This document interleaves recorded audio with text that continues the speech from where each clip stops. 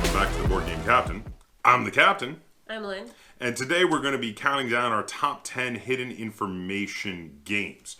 But before we get started, I want to say that if you're in a position to and would like to help out the channel, there's a link to our Patreon in the description below. And if you'd like to get yourself some cool gamer gear, t-shirts and mugs, there's a link to our Teespring store in the link down below in the description. So, hidden information games. This is a bit of a difficult to define subject because so many games have hidden information in them. I mean, some people might consider a game that just has a hand of cards that don't really have a major influence on the outcome of the game as a hidden information game. But we kind of had discussed it and we had sort of agreed that we felt that the hidden information should be far more integral to the main mechanics and the goal of the game. Yeah, I had a difficult time. Oh, did you? Yes, I had a very difficult time. How come? And, well, I just couldn't... I had trouble finding games that I thought were actually hidden information. Okay. And then, you know, I left one off. I just thought of one a couple minutes ago that I should have put on that is actually, like, hidden information, but I didn't do it, and I just didn't think of it. I don't know. I guess I didn't see it on the shelves. My list is a mess, and I don't even know. Are you okay? Do you have a list? I have a list, but it's not very good. Way to get the expectations down low. Okay. Well, all right. Do you want to go first or second for this list? I will go first. Okay. All right. So without any further ado, let's get to our number 10s. Number 10. So my number 10 is Victory and Glory Napoleon. Oh, yeah. Good game. And you have the hidden information is you have a hand of cards that plots everything that you can do in the game, really. You can't do anything without those cards. And then there's also the little dudes that you, when you... The military. Well, yeah, when you do the war thing. You're explaining it so well. I am. When you have a campaign, you have the soldiers you put face down. So they're hidden until you actually, you flip them up at the same time. So yeah, I mean the main action every turn is one of the cards that is in your hand that is hidden until you choose to do that action. So I thoroughly agree. This is just one I didn't really think of as hidden information. I think it's because, to me, it kind of seems far more a area control game. Yeah. So it didn't occur to me that to think of it as a hidden information game, really. But it's a great game, and I only didn't put it on my list mainly because I didn't think of it as a hidden information game. So my number 10 is one that I wonder if you thought of, because actually this is one that I kind of... It only occurred to me that it was hidden information, like, after really thinking about it. Okay. And it's Tash Kalar. And the reason is because you have the cards in your hand which have the patterns that you have to make, and you pattern form on the board, and then reveal, once you've done a pattern forming, one of the cards to do its ability. Mm-hmm. And so the game plays as a pattern forming game. It has a theme of like a gladiatorial combat, but that theme is tacked on because it's purely a pattern forming game. But then the cards will be like monsters and warriors and war machines, and you'll make a shape and you'll throw the card down, and then it lets you destroy some of your opponent's pieces that they were using to try to form patterns. Which is why I feel like the hidden information of those cards is incredibly integral to the playing of the game. Yeah, I didn't think of that one. See, I wasn't sure if you would. Number 9. My number 9 is, I forgot. It's Thunder and Lightning. Ah! It's getting exciting? Or it's very, very frightening. Either song. There is. Okay, two musical references. If you guys know what we're talking about, you can feel free to comment down below. Okay, yeah, so it's basically like an updated Stratego. It's Kind of, but done as a card game. Yeah, it's cards. But it definitely the That was definitely inspired by Stratego, though. You're right. It's just that, yeah, you do it as cards. Yeah, it's all hidden until the first row. It's like you gotta attack them or something, and then to be able to reveal it. You know that one card, you know. But the main thing, well, it's not just the fact that all of the soldiers are hidden until they've attacked or been attacked, but it's also the fact that the whole point of the game is to find that one specific card, whether you find it in your opponent's hand or on the table, and attack it. You can attack cards from your opponent's hands with ravens. Mm-hmm. And you want to find that one card to make them lose, which is kind of like the flag in Stratego. Yeah. Wow, great game. Obviously, I agree. I'm jumping in all over you. Mm-hmm. But anything else you wanted to add about Thunder and Lightning? So my number 9 is another game that was inspired by Stratego. Stratego was not on my list, spoiler alert, but there's actually quite a few games that were inspired by Stratego and, like Stratego, have that hidden information through the whole thing. This one is Shadows in Kyoto. Now, this one is a board game, and therefore kind of... That's the one that I forgot to put on. Yeah. That's the one you forgot to put on. I was wondering. All right, so yeah, Shadows in Kyoto is great. It's very... Stratego inspired. You are playing with pieces that move across the board, but there's a lot more ways to win, because in addition to finding certain pieces of your opponents to win, in Shadows in Kyoto, you can feed, because the thing is, it's not a battle. It's meant to be like an espionage conflict. You're spies and assassins.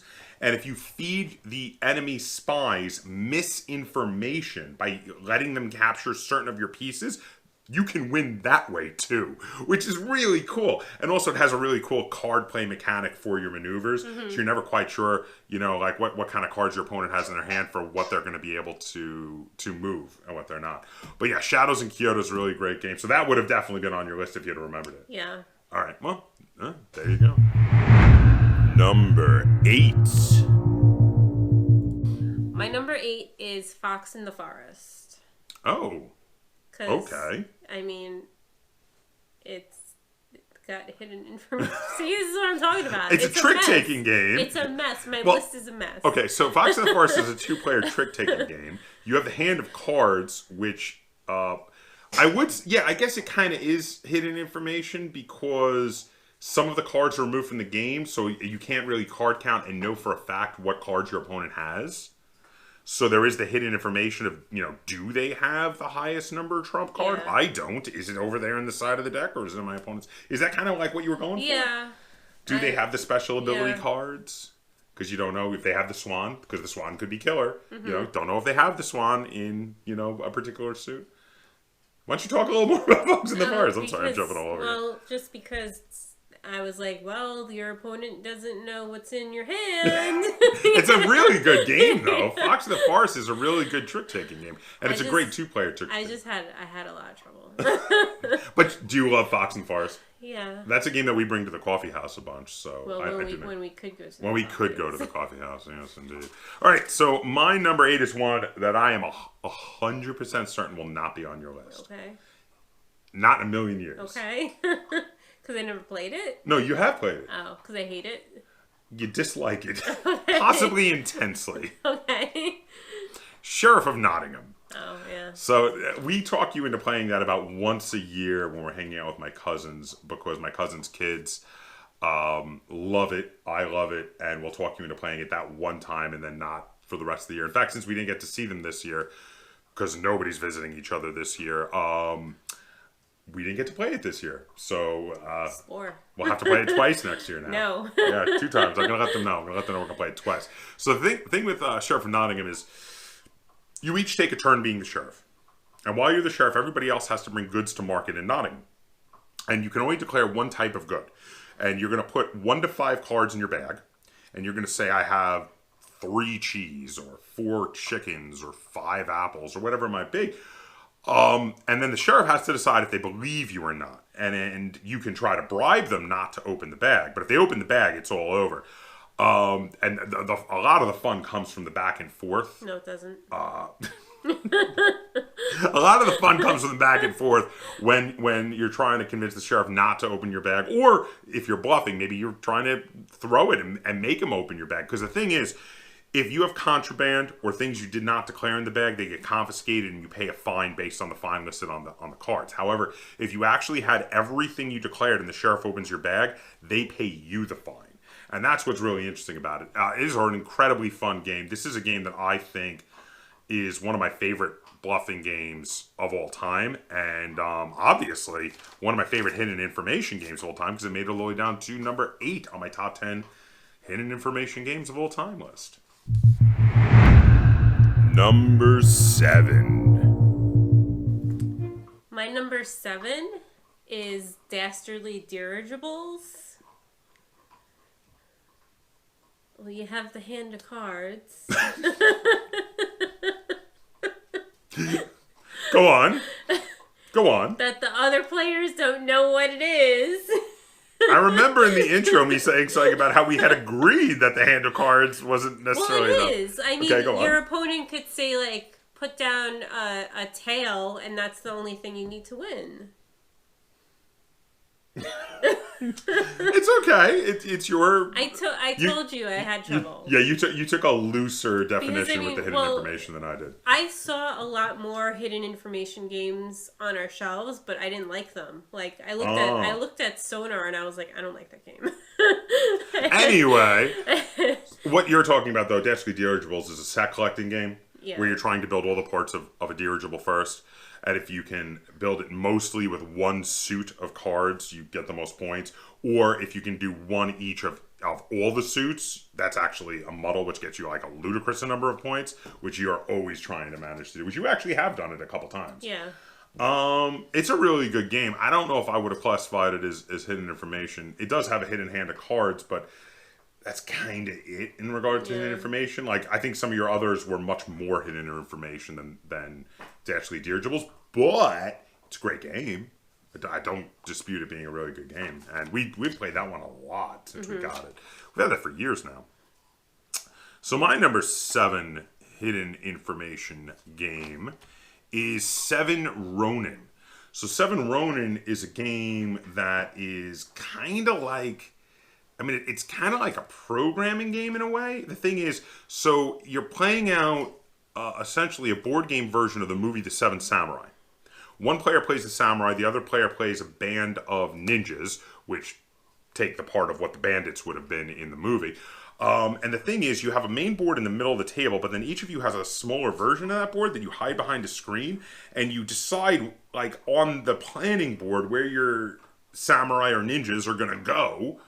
And then you reveal them at the same time and put them out and see if you have anticipated correctly. Because, like, certain samurai do really good when they're fighting against ninja, while other samurai do really good when they're on their own and not adjacent to ninja. Like, for instance, there's that archer samurai who wants to be on his own because then he's allowed to snipe people in neighboring areas, which is really cool. So it's a lot about trying to outthink your opponent, anticipate what their move is going to be.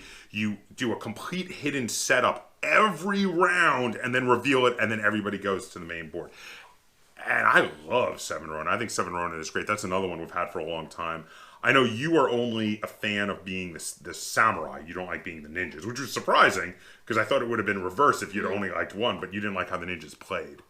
I like both personally. I think it's a really cool game. Did you have anything you want to say about 7 Ronin? No, just that I saw it on the shelf and I knew that it would fit, but I didn't like it that much. You didn't like it? Is that because you only like half of it, basically? I was like, you like being the Ronin, you just don't like the ninjas. Well.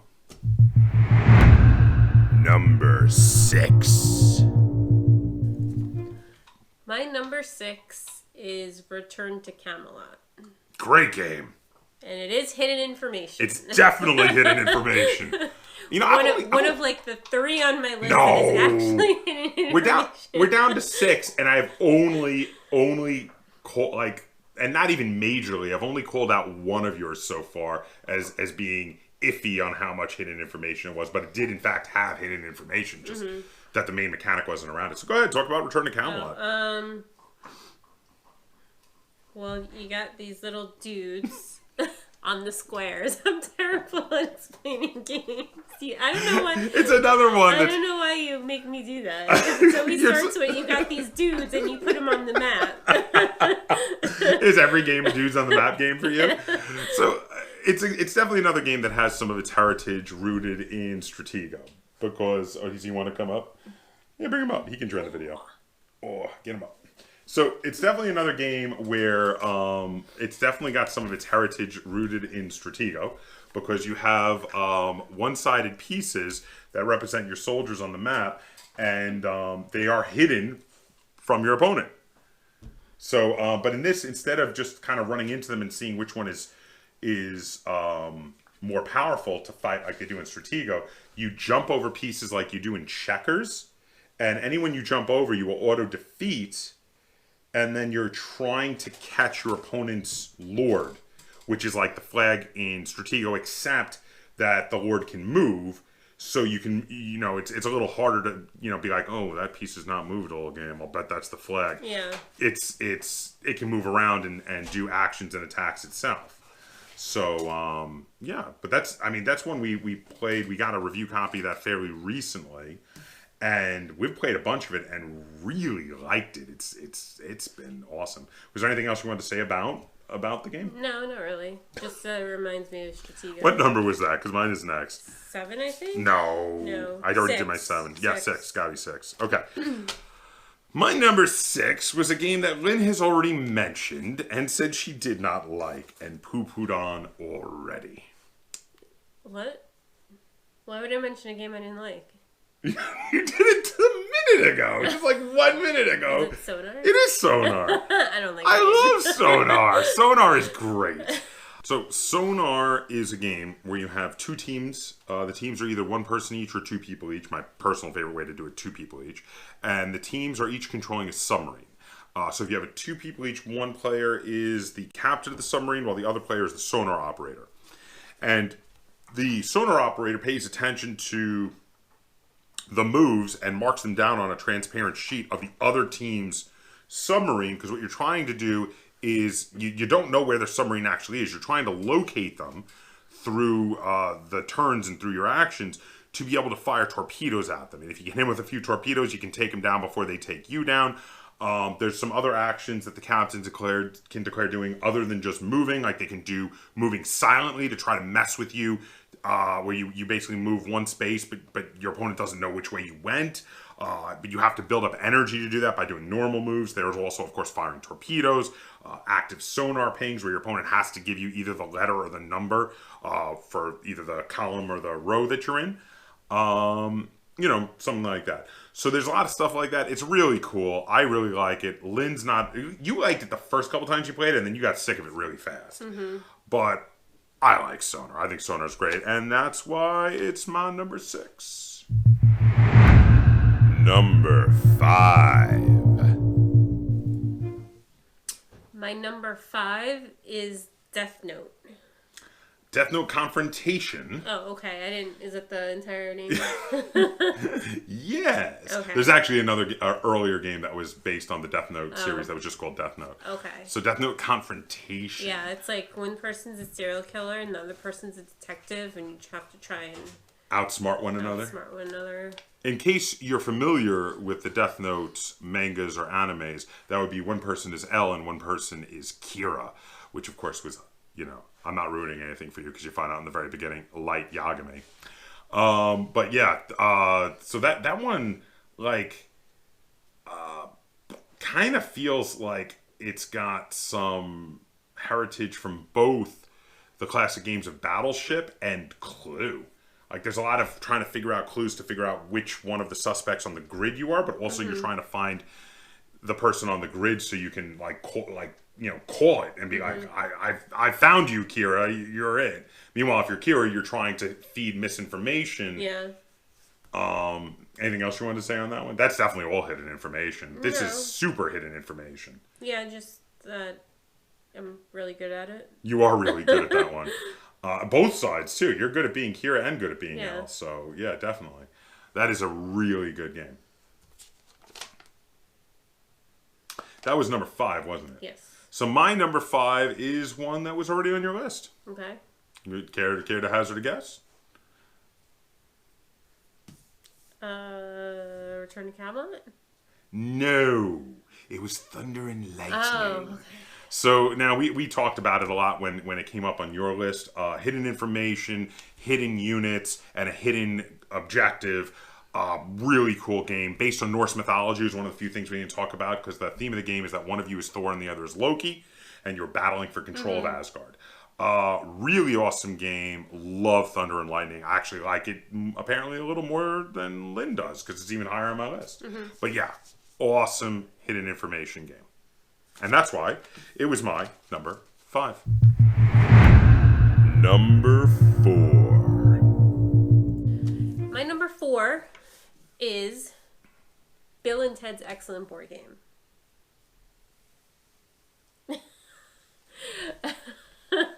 Because of the programming aspect? Yeah. Oh, I didn't really... it kind of makes sense, but I didn't think of it. Talk about it. And, because each card has a number on it, and the lowest number goes first. Yeah.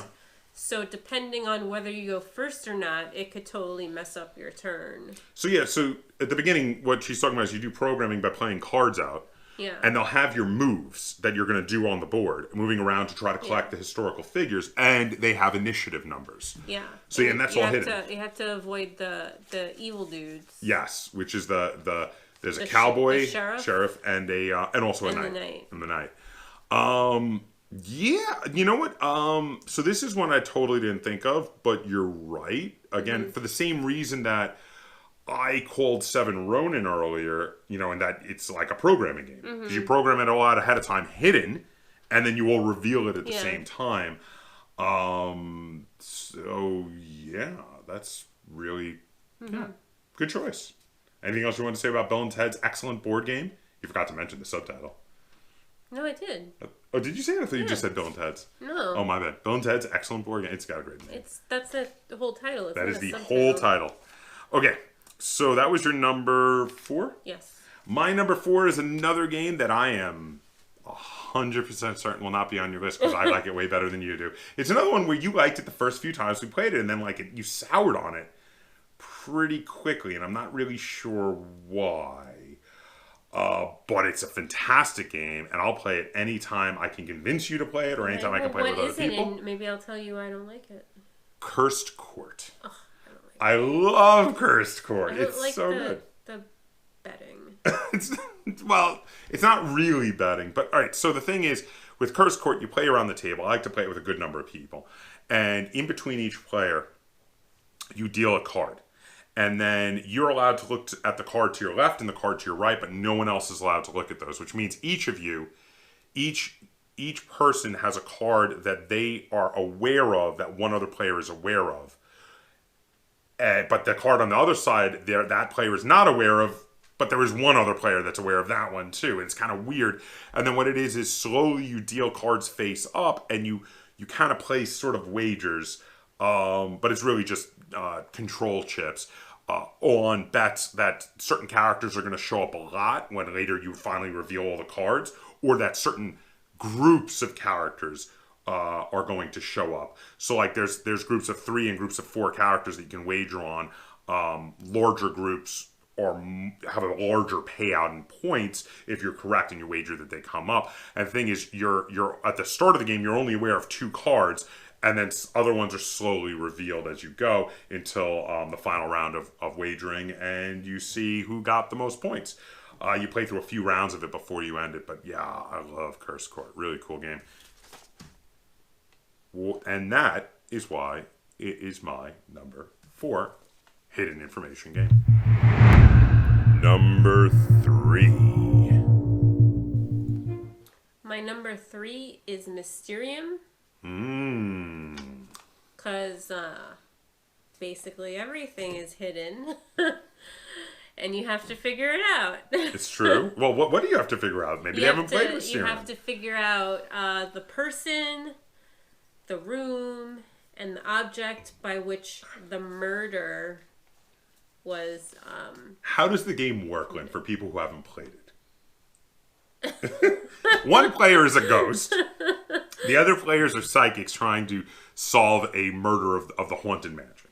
And there's people, then there's rooms, then there's items. And what they have to do is the ghosts give them cards to be clues, because the ghost isn't allowed to speak to them. And through the clue cards, they have to try to get them to guess correctly the person, the place, and the thing. It's basically the way the game goes.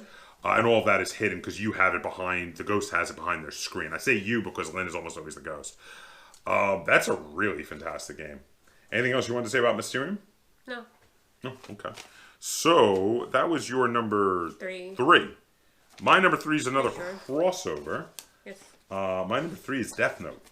Okay. Oh, confrontations. You have to say the... Singular. Confrontation. Yes. Death Note Confrontation.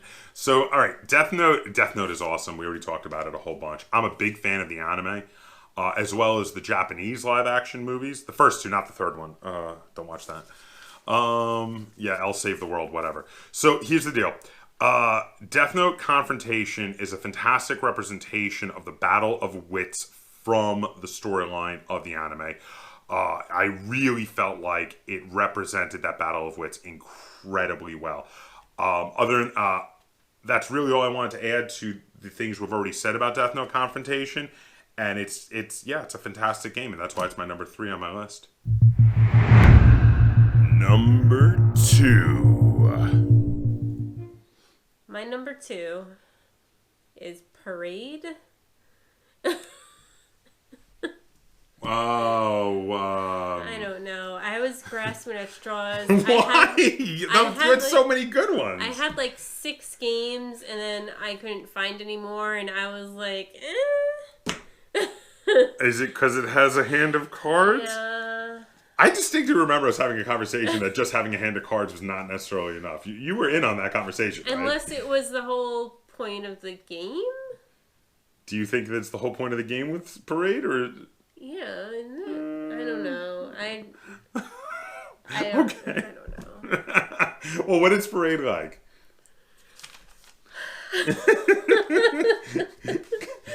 You used to have the ability to talk about games. What happened? Come on. It's late. Okay, so you have a hand of cards, and you want the least amount of points as possible. So you're trying to get rid of your cards without getting more cards. So you play them at the end of the parade, and then the number of cards equal to the card you played you don't have to take. After that, you have to take a card if it's the same suit or the number or less. And then you have to put them face up in front of you, and you don't want those. That's a really cool game, but yeah, the only hidden information there is definitely the hand. And at the end, in the scoring, you have the 2 that... All right, yeah, okay, you hold on to 2 more cards for final scoring, you're right. You discard 2 and you keep 2. And you discard them face down. Okay. A little of that, but... I told you. All right, so my number 2 is another crossover. We had a good number of crossovers on this list. Generally, all the games that were on your list that I didn't disagree with were crossovers from my list. So my number 2 is Return to Camelot. Return to Camelot was a phenomenal game. One of the best I've played this year, actually. I really, really enjoyed this one. So again, very much got its heritage from checkers and Stratego. And yeah, uses a lot of hidden pieces. And again, you're trying to jump over pieces to capture them. And the main piece you need to find is your opponent's lord. If you can capture your opponent's lord, it's game over. And that's what it's all about. We talked about it a lot more in depth when it was on your list, so I think I'm just going to leave it at that. But yeah, it is awesome, absolutely fantastic, and that is why it is my number 2 favorite hidden information game. And now it is time for number 1. So it's time for the number 1 favorite games with hidden information. I think it's more accurate to say with hidden information than hidden information games at this point. What's your number 1? Tales of the Arabian Nights. You have the points, the story points, and we just played it. What's the other points? Destiny points.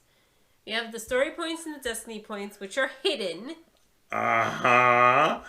And, you know, when you hit that number, you go back to Baghdad. And you win.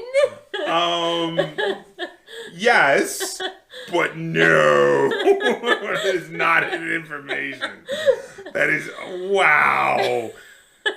Okay, so all the other ones, I was like, at least they're properly kind of hidden information. This is not hidden information. Well, if I didn't forget to put Shadows in Kyoto on it, then this might have been Shadows in Kyoto. That wouldn't have been. It wouldn't have been on the list. Okay, was this one like you just put your favorite game on the list? Like, were you just like super stretching at this point when you were making your list and you put your favorite game on the list, or what? I was like, well, the Destiny and story points are hidden. It's a storytelling game, an adventuring game, but I mean, I don't think anyone would really like seriously call it a hidden information game. I don't know. I told you I had issues. I told you my list was a mess. I'm admitting it. Fair enough. So, Nico, can I get to my list to get my number one? What do you think? Can I? Oh, you want it down? Okay. There you go. Okay. My number one is another crossover, but it is not Tales of the Arabian Nights. It will never be Tales of the Arabian Nights. It will never be. Yes, number one on my list will never be Tales of the Arabian Nights for any list I do. Unless it's games that you dislike. No, it wouldn't even be number one for that. It's just meh with me. It's just like middle of the road for me. I don't even like hate it intensely. I have no strong feelings about it at all. So my number one is Mysterium. We talked a bit about it before. This is a game that thoroughly has its genetic heritage coming from the game of Clue. It is a cooperative game where one player is giving hints to the others to try to get them to figure out the correct person, place, and thing in the least amount of time possible. Is most of the game. And yeah, it is just a phenomenal game. We already talked about it a bunch, so I don't want to waste too much time retreading what we've talked about, just enough to say that I absolutely adore Mysterium. It's why, even after all these years, and it's been in our collection for a long time now, it is a permanent part of our collection, and it is my number one favorite hidden information game. So go ahead, comment down below. Let us know what your favorite hidden information games are. And if you enjoyed this video, be sure to give it a like. Share it on all forms of social media. And if you haven't already, please subscribe to the Board Game Captain. That's Captain spelled with a K on YouTube. And until next time, game on. My number 8. Give him a second. Okay, he sees... Puppy squeaks. He is squeaking a giant Krakogator.